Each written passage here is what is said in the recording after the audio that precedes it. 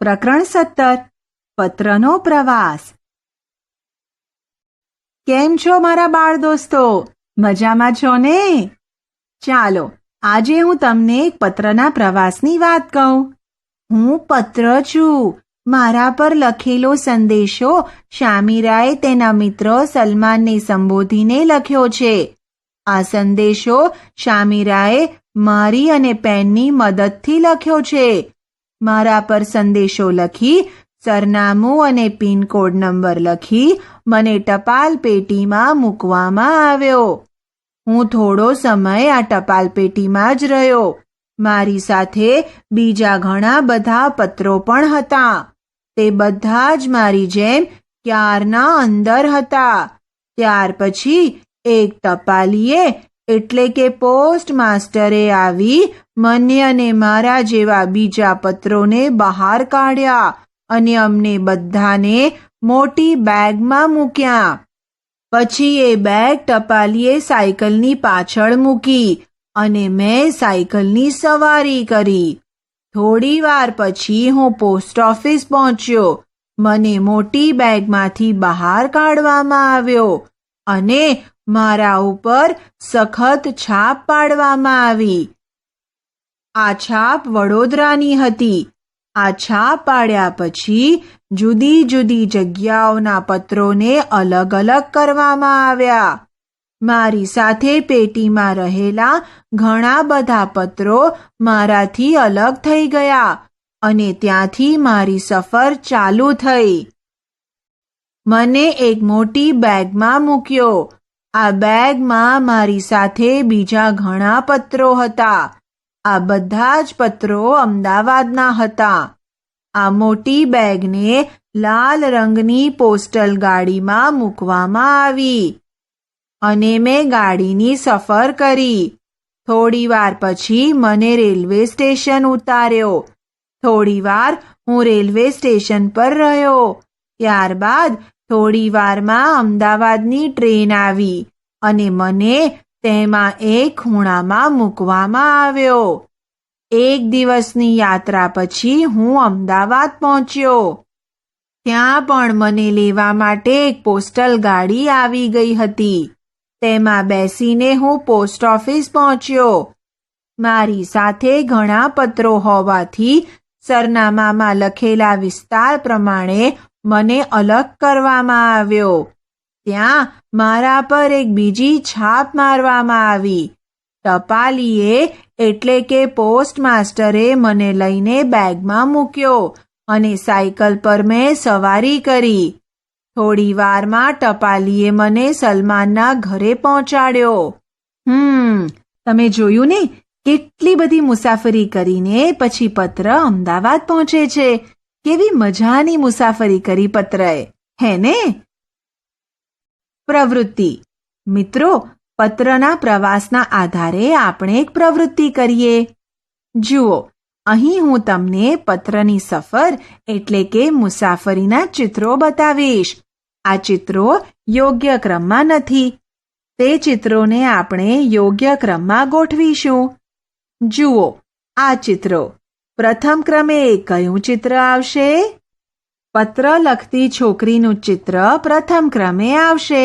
માટે આપણે એ ચિત્રને પ્રથમ ક્રમ આપીશું. પેલી છોકરી ટપાલ પેટીમાં પત્ર નાખે છે. તે ચિત્ર બીજા ક્રમે આવશે. માટે આપણે આ ચિત્રને બીજો ક્રમ આપીશું. ટપાલી ટપાલ પેટીમાંથી પત્રો કાઢે છે. તે ચિત્ર ત્રીજા ક્રમે આવશે. માટે આપણે આ ચિત્રને ત્રીજો ક્રમ આપીશું. એક ભાઈ પોસ્ટકાર્ડ પર છાપ મારે છે ને તે ચિત્ર ચોથા ક્રમે આવશે. આપણે આ ચિત્રને ચોથો ક્રમ આપીશું. ટ્રેનવાળું ચિત્ર પાંચમા ક્રમે આવશે. માટે આપણે આ ચિત્રને પાંચમો ક્રમ આપીશું.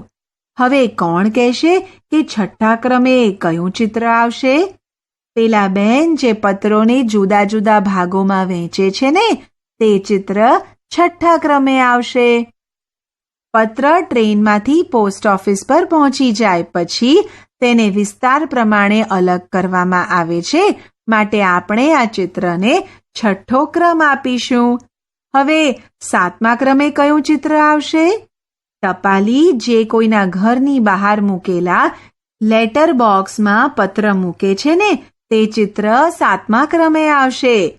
પોસ્ટ ઓફિસમાં પત્રો વિસ્તાર પ્રમાણે અલગ અલગ થઈ જાય પછી ટપાલી તેને જે તે વિસ્તારમાં આપવા માટે જાય છે. માટે આપણે આ ચિત્રને 7મો ક્રમ આપીશું. પેલો છોકરો પત્ર વાંચે છે તે ચિત્ર 8મા ક્રમે આવશે. દરેક ચિત્રો પત્રના પ્રવાસ પ્રમાણે ક્રમમાં ગોઠવાઈ ગયા. બરાબર ને? પ્રવૃત્તિ. ચાલો આપણે એક પ્રવૃત્તિ કરીએ.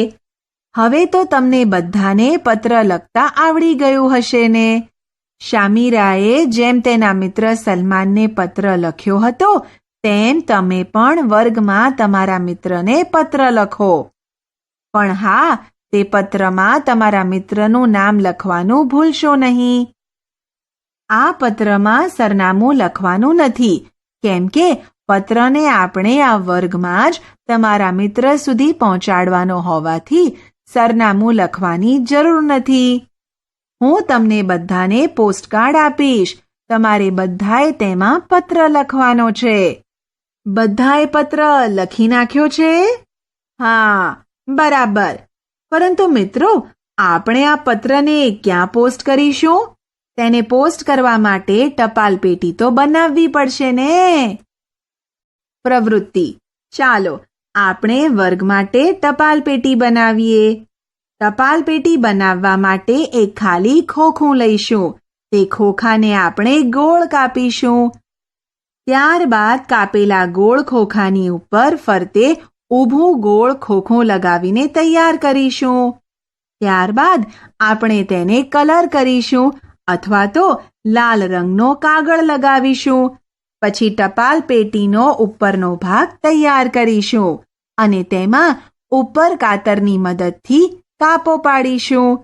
કાપો પત્ર નાખી શકાય તેટલો મોટો રાખીશું, જેથી તેમાં આપણે પત્ર સરળતાથી નાખી શકીએ. ખરું ને? ટપાલ પેટીના ઉપરના ભાગને પણ આપણે કલર કરીશું અથવા તો લાલ રંગનો કાગળ લગાવીશું. આપણી ટપાલ પેટી તૈયાર થઈ ગઈ. દરેક બાળક આવીને આ ટપાલ પેટીમાં પોતાનો પત્ર નાખી જશે. બધા બાળકોએ ટપાલ પેટીમાં પત્ર નાખી દીધા ને? હવે તમે બધા તમારા મિત્રએ તમને લખેલા પત્રની રાહ જુઓ છો. ખરું ને? પણ હા, તમારા સુધી પત્ર પહોંચાડશે કોણ? પત્ર પહોંચાડવા માટે એક બાળકે ટપાલી બનવું પડશે અને બધા બાળકોને વહેંચશે. શું તમે બધાએ પત્ર વાંચ્યો? પત્ર વાંચવાની મજા આવી ને? હા, તો તમે હવે તમારા બીજા મિત્રો અને સગા સંબંધીઓને પત્ર લખજો. મિત્રો, જેમ આપણે આપણા મિત્ર અને સગા સંબંધીઓને પત્ર લખીએ છીએ તેમ આપણા મિત્રો અને સગા સંબંધીઓ પણ આપણને પત્ર લખે છે. ખરું ને? જુઓ, અહીં મારી પાસે કેટલાક પત્રો છે. આ પત્રો અલગ અલગ પ્રકારના છે. તેમાં પોસ્ટકાર્ડ, આંતરદેશીય પત્ર એમ જુદા જુદા પત્રો છે. આ બધા જ પત્રો અલગ અલગ જગ્યાએથી આવેલા છે. તેથી દરેક પત્રો પર જુદા જુદા વિસ્તારોની છાપ મારેલી છે. તમે બધાએ પત્રો બરાબર જોયા ને?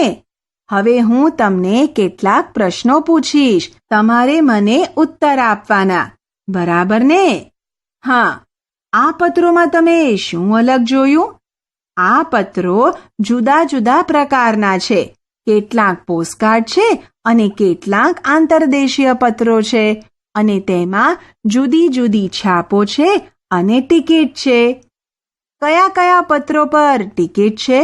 બધા જ પત્રો પર ટિકિટ લગાવવી જ પડે, નહીતર સામેની વ્યક્તિને દંડ ભરીને ટપાલી પાસેથી પત્ર મેળવવો પડે છે. શું બધી ટિકિટ એક જેવી છે? શું અલગ છે? ના, બધી જ ટિકિટ એક જેવી નથી. ટિકિટમાં જુદા જુદા ફોટાઓ હોય છે અને તેની કિંમત પણ જુદી જુદી હોય છે. શું તમે પોસ્ટ ઓફિસનો સિક્કો પત્ર પર જોયો? હા, તમે બધા જ પત્રો પર પોસ્ટ ઓફિસનો સિક્કો જોયો જ હશે. પત્ર પર પોસ્ટ ઓફિસનો સિક્કો હોય જ. સિક્કા વગર પત્ર બીજી જગ્યાએ પહોંચી શકે નહીં. પ્રવૃત્તિ ટપાલની ટિકિટ. બાળ દોસ્તો, હું તમને અહીં જુદા જુદા પ્રકારની છાપ બતાવીશ. જોવી છે ને? હા, તો જુઓ. મિત્રો, ચાલો આપણે પોસ્ટ ઓફિસમાં મળતી હોય તેવી વસ્તુઓને ઓળખીએ અને તેના નામ લખીએ. પોસ્ટકાર્ડ, આંતરદેશીય પત્ર, પરબીડિયું, ટપાલની ટિકિટ, રેવન્યુ, ગિની એટલે કે સોનાના સિક્કા. જુઓ, આ સૌથી પહેલા પોસ્ટકાર્ડનું ચિત્ર છે. તેના નીચે આપણે પોસ્ટકાર્ડ લખીશું. હવે જુઓ, આને શું કહેવાય? ખબર છે? આને આંતરદેશીય પત્ર કહેવાય. આમાં પણ આપણે સંદેશો લખીને મોકલાવી શકીએ. આની નીચે આપણે આંતરદેશીય પત્ર લખીશું. આ ત્રીજું ચિત્ર જોયું? આને પરબીડિયું કહેવાય. આમાં આપણે સંદેશો લખી તેને બીડીને આની અંદર મૂકીને સંદેશો મોકલી શકાય. આની નીચે આપણે પરબીડિયું લખીશું. હવે જુઓ, આમાં કોનો ફોટો છે? ઓળખો છો? આમાં આપણા રાષ્ટ્રપિતા ગાંધીજી અને તેમના પત્ની કસ્તુરબાનો ફોટો છે. આ ટપાલ ઉપર લગાવવાની ટિકિટ છે. માટે આપણે આની નીચે ટપાલની ટિકિટ લખીશું. હવે જુઓ, આ રેવન્યુ છે.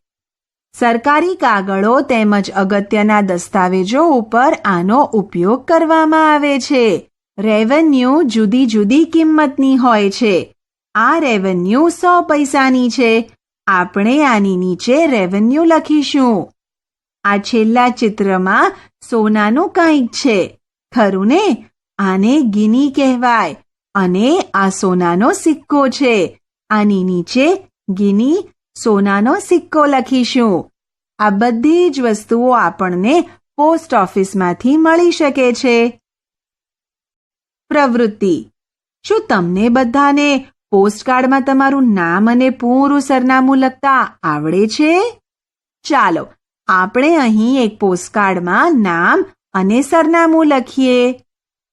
પટેલ કમલ રમેશભાઈ, 3 હંસ અપાર્ટમેન્ટ, ઉસ્માનપુરા, અમદાવાદ, પિનકોડ 380013. નામ, સરનામું અને પિનકોડ નંબર પોસ્ટકાર્ડમાં લખાઈ ગયું. હવે તો તમને બધાને પોસ્ટકાર્ડમાં નામ અને સરનામું લખતા આવડી ગયું હશે. ખરું ને? વિચારો. મિત્રો, આપણે જોયું કે શામીરાનો પત્ર ટ્રેન દ્વારા અમદાવાદ પહોંચ્યો. પરંતુ જ્યારે ટ્રેન ન હતી ત્યારે પત્રો કેવી રીતે પહોંચતા હશે? તમે શું વિચારો છો?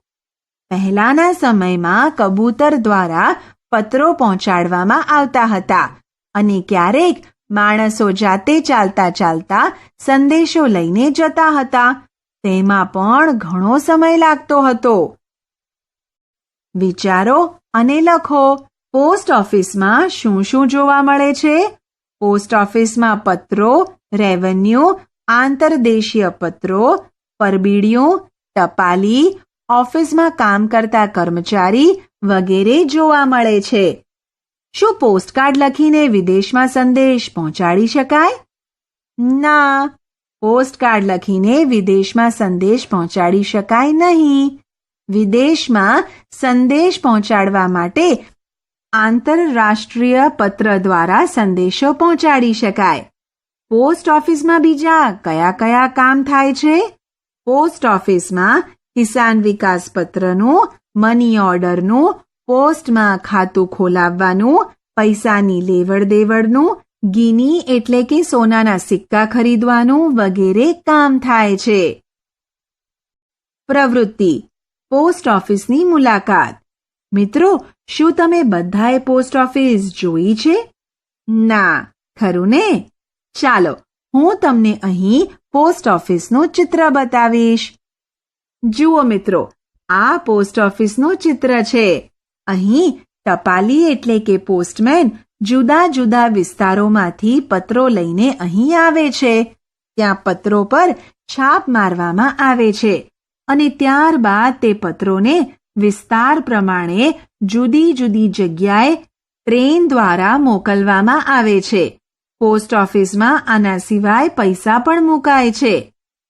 હા, જેમ બેંકમાં આપણે આપણી બચત જમા કરાવીએ છીએ તેવી જ રીતે પોસ્ટ ઓફિસમાં પણ પૈસા જમા કરાવાય છે અને જ્યારે જરૂરિયાત હોય ત્યારે ઉપાડી પણ શકીએ છીએ.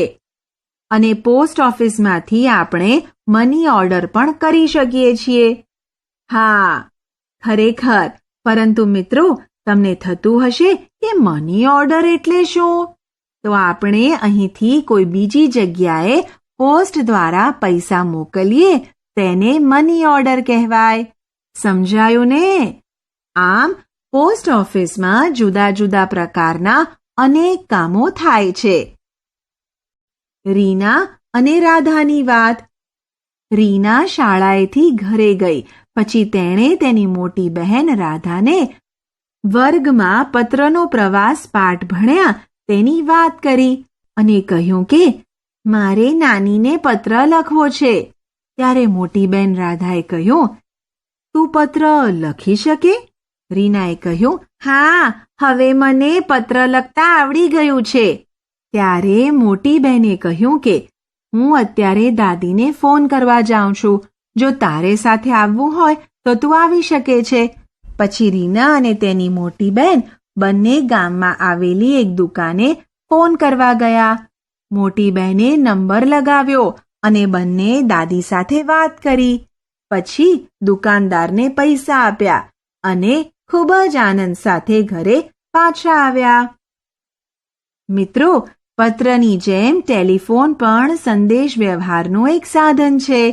ટેલિફોનની શોધ થઈ ન હતી ત્યારે લોકો પત્ર દ્વારા પોતાનો સંદેશો બીજા સુધી પહોંચાડતા હતા. પરંતુ ટેલિફોનની શોધ થવાથી પત્ર વ્યવહાર ઓછો થઈ ગયો છે. પત્ર દ્વારા સંદેશો પહોંચતા ઘણો સમય લાગે છે, પરંતુ ટેલિફોન દ્વારા આપણે ઝડપથી આપણો સંદેશો બીજા સુધી પહોંચાડી શકીએ છીએ. માટે ટેલિફોનની શોધ થવાથી પત્ર વ્યવહાર ઓછો થઈ ગયો. ચાલો હવે આપણે કેટલાક પ્રશ્નો જોઈશું. તમે બધાએ ટેલિફોન કે મોબાઈલ ક્યાં જોયો છે? શાળામાં, ઘરમાં અને ઓફિસમાં, ખરું ને? ટેલિફોન કે મોબાઈલ પર તમે કોની સાથે વાત કરી છે? મિત્રો, મામા, માસી, કાકા, ફોઈબા અને અન્ય સગા સંબંધીઓની સાથે, ખરું ને? હા, ટેલિફોન કે મોબાઈલ પર વાત કરવાની મજા આવતી હશે ને? મિત્રો, તમને પત્ર લખવો અથવા ફોન કરવો બંનેમાં શું પસંદ છે? કેમ?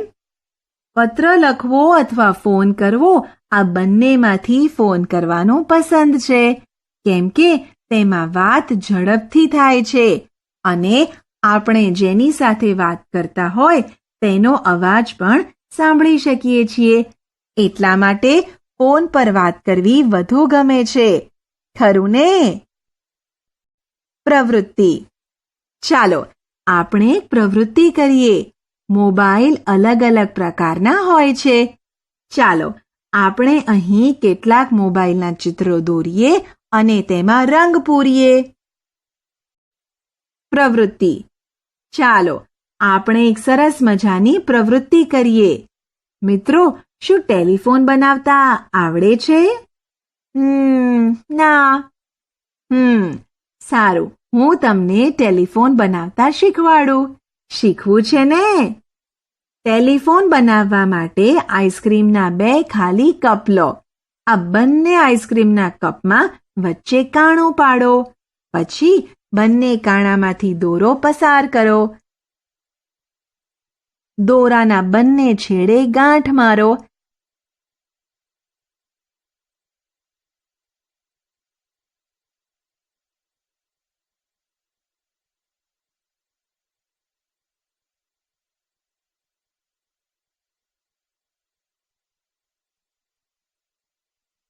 તમારો ટેલિફોન તૈયાર છે. હવે એક આઈસ્ક્રીમના કપવાળો ભાગ તમારા મિત્રને આપો અને એક કપવાળો ભાગ તમારી પાસે રાખો.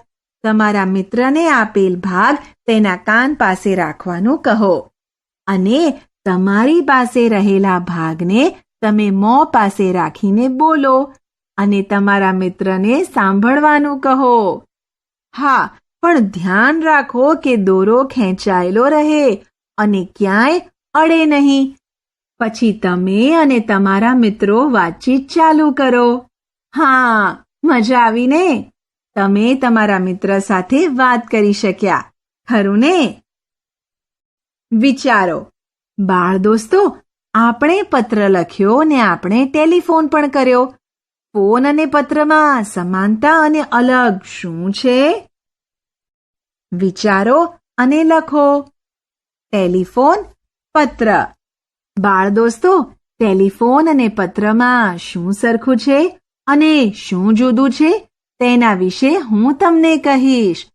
ટેલિફોન અને પત્રમાં શું સરખું છે તે જોઈશું. ટેલિફોન અને પત્ર આ બંને સંદેશા વ્યવહારના સાધનો છે. ટેલિફોન અને પત્ર આ બંને માહિતીની આપ-લે માટે ઉપયોગી છે. હવે ટેલિફોન અને પત્રમાં શું જુદું છે? ટેલિફોનમાં સેકન્ડોમાં માહિતી પહોંચી જાય છે, એટલે કે સમય ઓછો જાય છે, જ્યારે પત્ર દ્વારા સંદેશો પહોંચતા દિવસો લાગે છે, એટલે કે સમય વધુ લાગે છે. ટેલિફોનમાં વાતચીત થઈ શકે છે અને તેમાં આપણે સામેની વ્યક્તિનો અવાજ સાંભળી શકીએ છીએ, જ્યારે પત્ર દ્વારા થતા સંદેશા વ્યવહારમાં આપણે લખી કે વાંચી જ શકીએ છીએ, અવાજ સાંભળી શકતા નથી. આમ ટેલિફોન અને પત્ર દ્વારા થતા સંદેશા વ્યવહારમાં સરખાપણું અને જુદું જોવા મળે છે. આપણે શું ભણ્યા? પત્રના સફર વિશેની જાણકારી, જુદા જુદા પત્રોની અને ટિકિટની ઓળખ, પોસ્ટ ઓફિસમાં મળતી વિવિધ વસ્તુઓની જાણકારી, ટેલિફોન તેમજ મોબાઈલ વિશે જાણકારી, પત્ર અને ટેલિફોન વચ્ચેની સમાનતા અને તફાવતની સમજ.